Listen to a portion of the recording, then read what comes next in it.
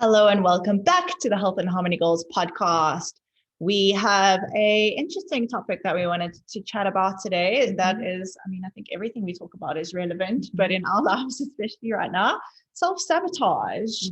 I think it's something that we witness a lot of people doing and also don't realize that we do to ourselves. So we thought it would be a good topic to discuss so you can pick up if there's anyone in your life that maybe needs some help to get out of their self-sabotaging ways, or maybe it's even you who needs a little kick in the right direction to realize that you are the one who is holding yourself back from achieving your goals, dreams, desires. So I think self-sabotage, I like that you mentioned yourself, because I'm like, a lot of us think that everyone around us is always self-sabotaging, and you will have those friends or family members or people in your life that you look at and you're like, literally, you always fuck up. Like you're always like going perfectly, and then you just make the same mistakes all the time, and it might be frustrating for you to watch, but at the same time you may be doing also things to self-sabotage. And yeah, we just want to help you with some reasons why you self-sabotage, what self-sabotage looks like, and just try to work through the process with you guys, because as we always say with our other topics, you may not even realize that you do it until you listen to this podcast. So exactly, we are here to help. So, the first list of things I think is self-sabotage when it comes to reaching goals and manifesting the life of your dreams. So the first thing is procrastination. And I'm pretty sure we've spoken about this before, but I am a master procrastinator. Yeah. I also think there's so many reasons behind why people procrastinate, whether it's your fear of failure, your fear of success, your lack of self-worth, whatever it may be. Procrastination is just a sign that you are self-sabotaging for whatever reason it may be, because you're putting off achieving your goals. Like, what is stopping you from taking that first step or those next steps in order to live your best life, basically?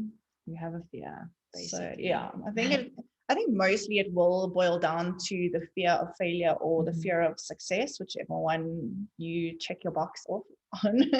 But even the fear of work, I feel like the fear of the process of actually getting to where you need to get to, or like being overwhelmed by how many steps you have to take. Like procrastination is just the easy way out. Yeah, I love that. I love that look on things, because I think, I'm busy working with a coach now, and one of my breakthroughs last week was that I do have a fear, not a fear of success, but a fear of the responsibility that the additional responsibility that I'm going to have when I am successful, because it's more money you have to manage, more clients you have to manage, more business things you have to manage. So like I said, there's a million different layers as to why you might be procrastinating. But if you are procrastinating, do some deep inner work and realize what the problem is.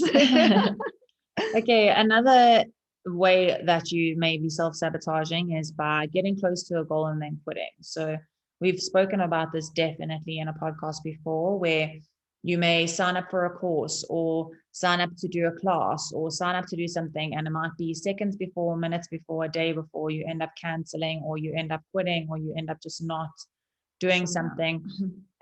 You end up not showing up for yourself, and that is a way of self-sabotaging. If you've got a goal that you're working towards and you want to do amazingly at, or you want to make a change in your life, why are you putting in all this work? You may put in like months or years or whatever it is of work, and just before you're around the corner.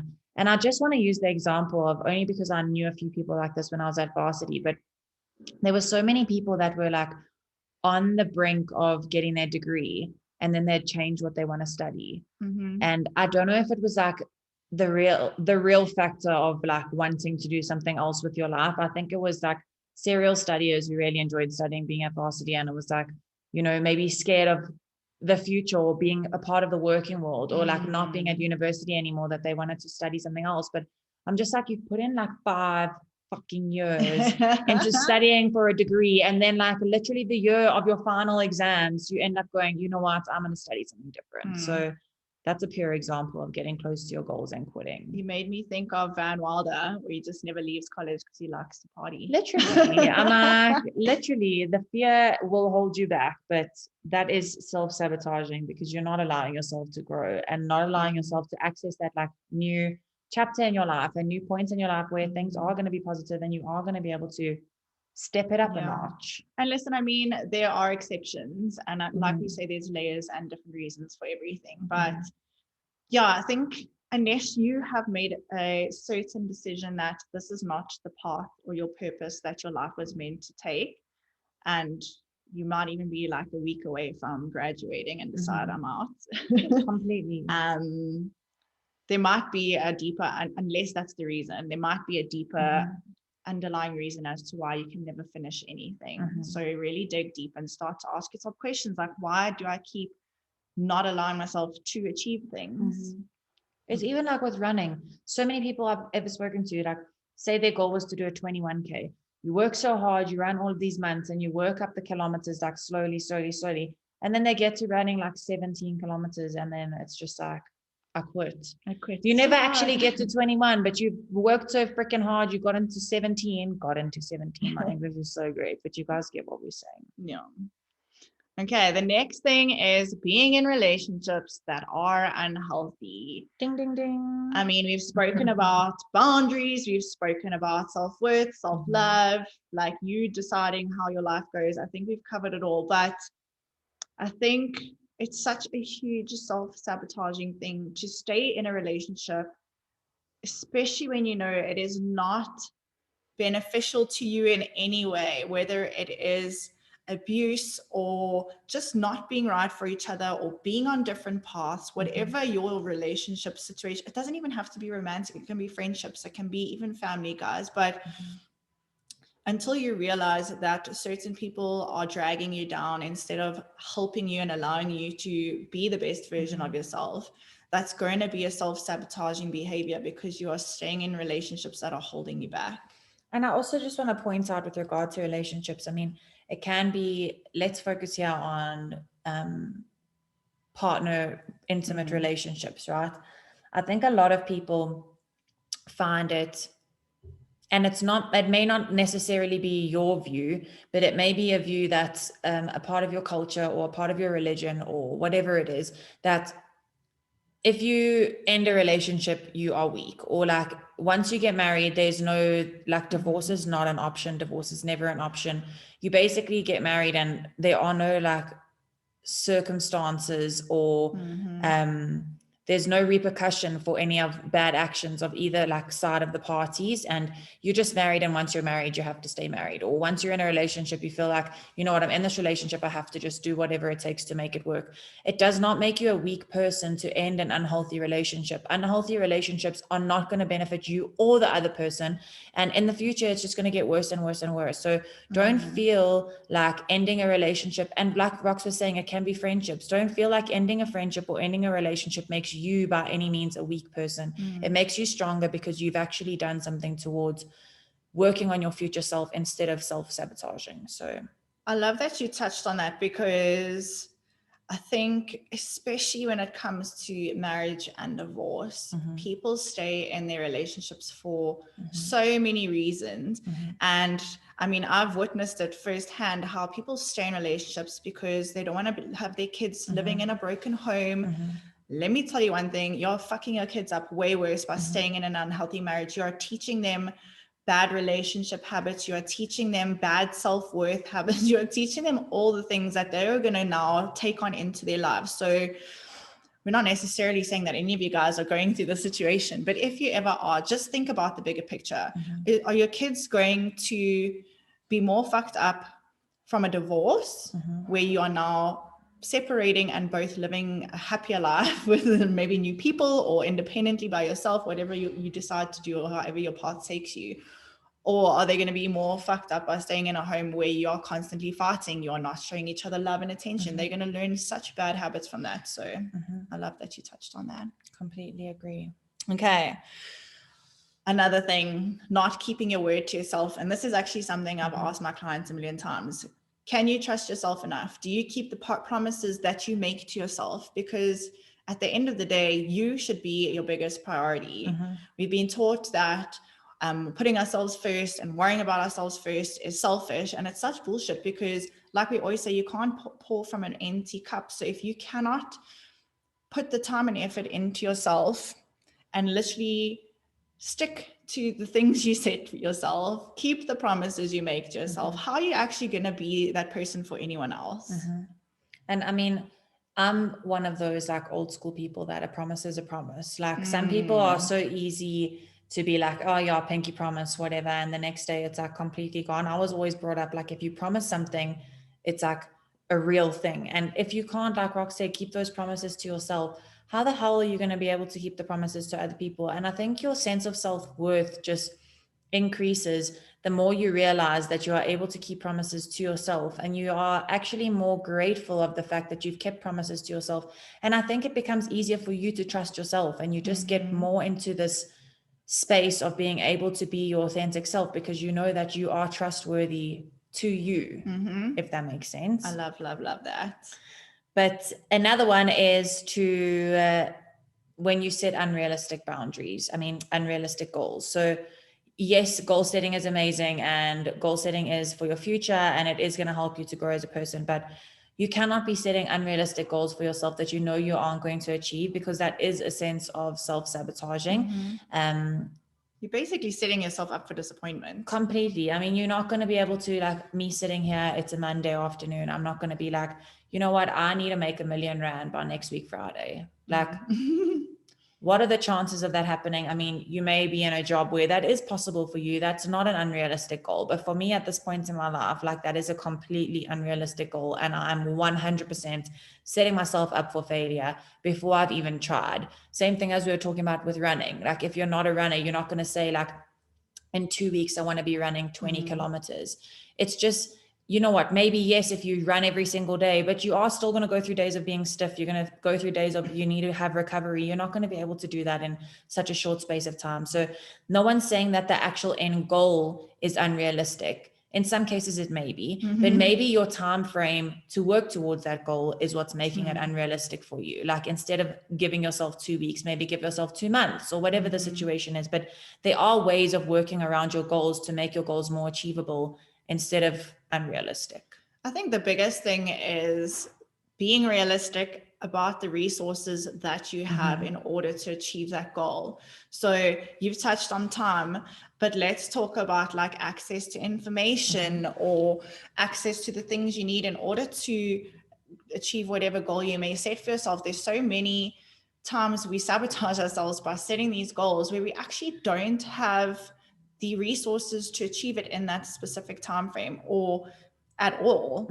I could tell myself I'm going to set a goal to study one course every week. That is going to put me under so much pressure to spend time learning, making notes, that I'm actually going to either not do it, or if I do stick to it, sacrifice everything else in my life, my relationship, my me time, my business, my health and wellness. So I think you just need to really have a realistic view and perspective on what you can achieve with the resources that you have in your life. And then you won't be self-sabotaging. Love that, girl. Hit the nail on the head.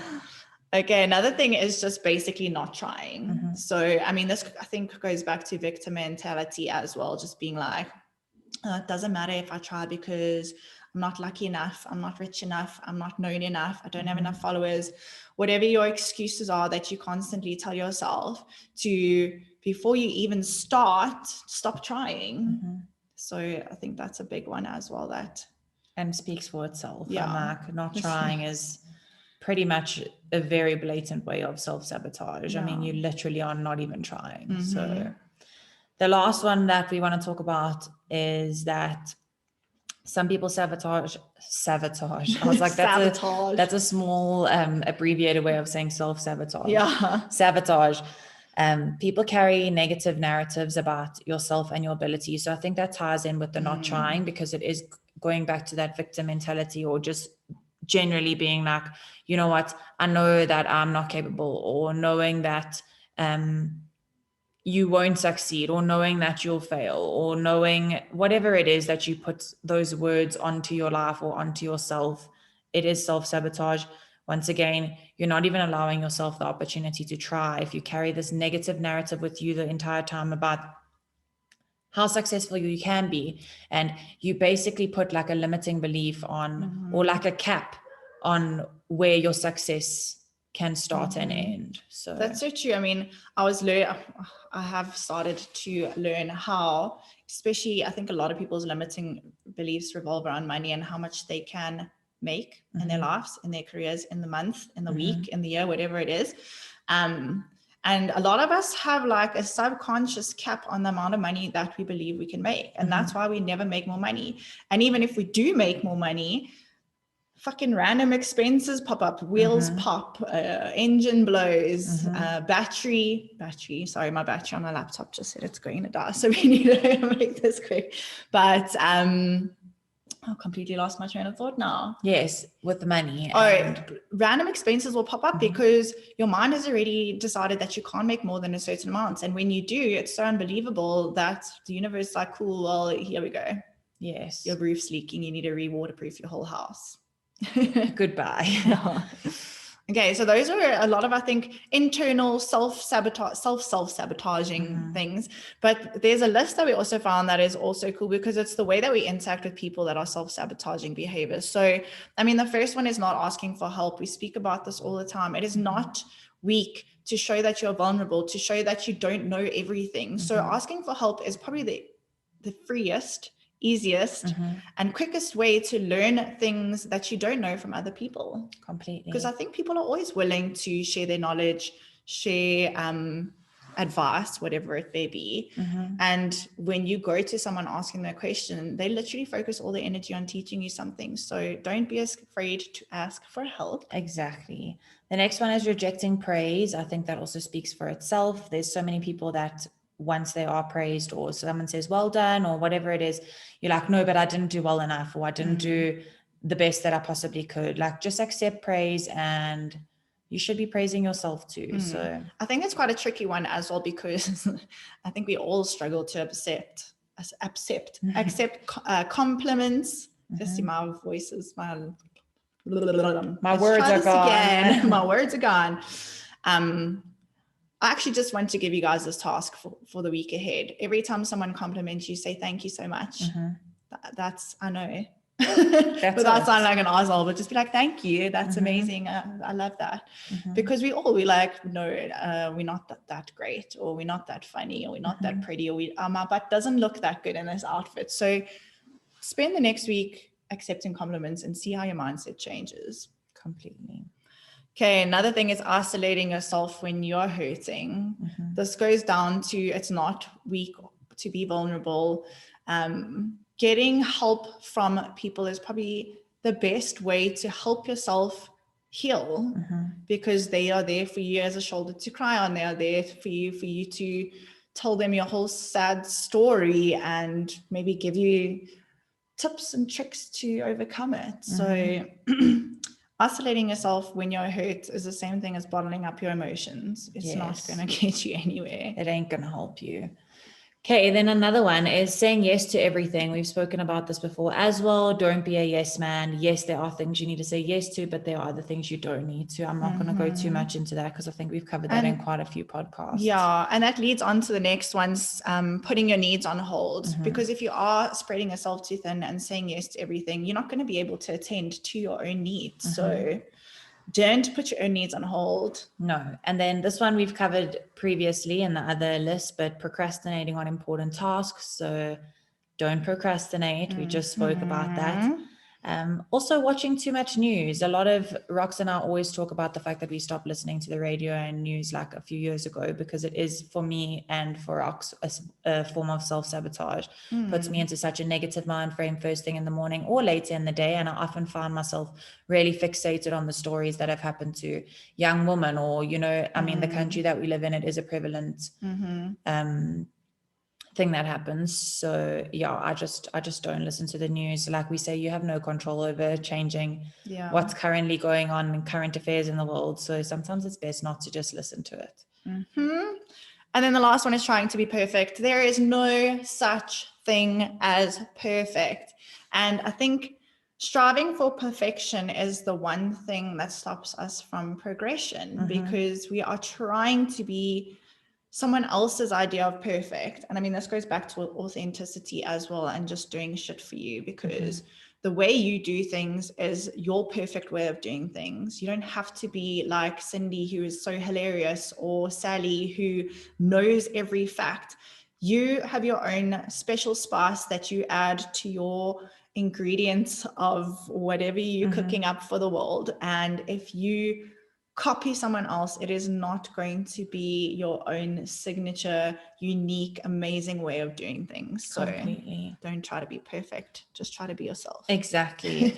And then, guys, we have a list of reasons why you might self-sabotage, which we won't explain each point because I feel like they are pretty self-explanatory, but we're just going to read through this list for you. So if one of them sticks out to you, or a few of them sticks out to you, it just may be reasons why you are choosing to, or may not be choosing, but you are self-sabotaging. Okay, the first one is you believe you are not worthy. Which is bullshit. We're all worthy. Exactly. Number 2, you lack self-acceptance. I think everything, self-worth, self-love, self-acceptance are all reasons why we self-sabotage if we have a lack in them. Completely. Number 3 is that you fear being abandoned or rejected. I think that's for a lot of people. A lot of people have the fear of being abandoned or rejected. I was actually reading somewhere today, I don't know why this just popped into my head, but basically said the people who are not meant to be a part of your path or your journey are not going to be a part of your path and journey. So this fear of being abandoned or rejected should actually be like something you look forward to, because the people who abandon or reject you are not your people. And you don't have to cut them out. They cut themselves out. Exactly. Thank you. Problem solved. Okay. Number 4 is you're trying to manage your anxiety. You're trying to control the thing that is the reason you're having it is because you're trying to control things. So it's just an oxymoron in itself. Stop trying to control everything. Yes. Number 5, you do not trust yourself. So that's what we were speaking about with keeping promises to yourself. Like, you have to be able to trust yourself before you can trust anyone else. Number 6 is that you are fearful of change and uncertainty. Those are the only 2 things that are certain in life, is change and uncertainty. So unless you realize that that is a fact of life and you get used to that and you welcome it with opening arms, you are going to be self-sabotaging yourself. Number 7, you seek outside validation. We speak about this all the time, but you need no validation from anybody else but yourself. Exactly. Number 8, you feel shame or guilt because of your past. We spoke about this, I think, in another podcast the other day. You have to own it, girl. How to be a self-possessed woman. Go listen to that podcast. You just have to fucking own it. Number 9, your fear of being unloved or unlovable. It's this kind of same thing as being abandoned or rejected. Some people just have an immense fear of the fact that they're unlovable. And I think the more you fixate on being unlovable, the more unlovable you will become. Exactly. It's a downward spiral. Don't do it. Okay. Number 10, you are not able to admit your needs to yourself. Yeah. I think once you put yourself as your priority, everything else will fall into place. But yeah, like we said, if you don't put yourself first, you're just going to fall apart. You'll never come first. Number 11, you are codependent. So, I mean, you may be codependent in a friendship, in a relationship, and with a family member, but being codependent is never a good. You basically suck the energy out of each other. I think I actually want us to do a podcast specifically on codependence. Yeah, let's put it on the list. I love that goal. Yeah. Okay, number 12, you want to feel in control. We already touched on this. You cannot control anything in this life besides your actions and your reactions. And then the last one is that you are intensely fearful of failing. So that pretty much speaks about it itself. That's exactly what we spoke about when we spoke about self-sabotage at the beginning of the podcast. The fear of failure is a big reason why people self-sabotage. But if you can shift your mindset to realize that failure is literally the best way to learn, you are good to go away. So those are just some reasons why you would self-sabotage, and we touched on what self-sabotage looks like. So if you are self-sabotaging, there are ways to obviously be able to fix that because you are now more aware of it. And we just want to end with the cool quote that we found. Hit a quote, lady. It says, self-sabotage is knowing exactly what you need to do to improve, but not doing it. It's procrastinating, doing the very things that you know will make you happier. It's waiting till things are 100% perfect till you do them, but of course that never happens. It's remaining in the comfort zone because of the fear of failure or uneasiness of change. It's a mindset that you may be completely unaware of until you really think about it. So think about it. Are you a prisoner of your own thoughts?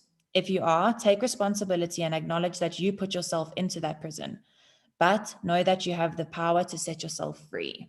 Love, love, love. That pretty much summed up everything we spoke about. Exactly. So if you're holding yourself in a little prison, guys, just realize, yes, number one is always the step of accept that you've put yourself there, but also know that you have the power to set yourself free. So I think that was a nice way to end off that little podcast. Love. Thanks, guys, again for listening to us. Subscribe, review, 5-star, all the things. All the things. We love you. We love you, and we'll catch you next week. Bye.